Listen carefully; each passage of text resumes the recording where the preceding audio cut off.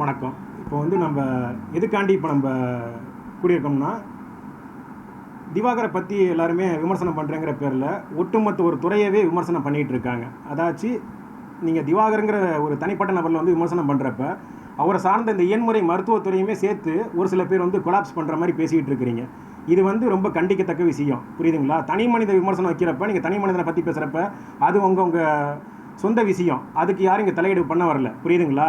ஆனால் நீங்கள் பேசுகிறப்ப ஒரு எண்முறை மருத்துவ சங்கத்தை, ஒரு எண்முறை மருத்துவ துறையவே ரொம்ப கொலாப்ஸ் பண்ணி பேசிக்கிட்டு இருக்காங்க. இது வந்துட்டு படித்தவங்களாக இருந்தாலும் சரி, ஒரு எஜுகேட்டட் இடியட்டு இப்போ நிறைய பேர் சேர்ந்து ஆளாளுக்கு அவங்க இஷ்டத்துக்கு பேசிக்கிட்டு இருக்காங்க.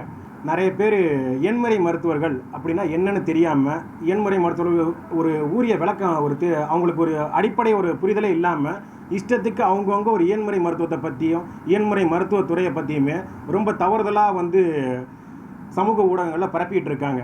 இது வந்து ரொம்ப கண்டிக்கத்தக்க விஷயம், புரியுதுங்களா?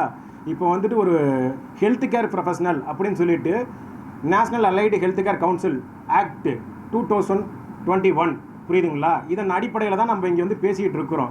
இப்படி ஒரு ஆக்ட்னா என்ன, ஒரு சட்டம், இந்த சட்டத்துக்கே புறம்பா இப்போ இருக்கிறவங்க நிறைய பேர் சமூக வலைத்தளத்தில் ஒரு அவதூறு பரப்பிக்கிட்டே இருக்காங்க. இது வந்துட்டு எண்முறை தனிநபருக்கு மேலே உள்ள ஒரு வன்மத்தை கக்கிறதுக்கு ஒரு இயன்முறை மருத்துவ துறை மேலேயே வன்மத்தை கக்கிட்டு இருக்காங்க.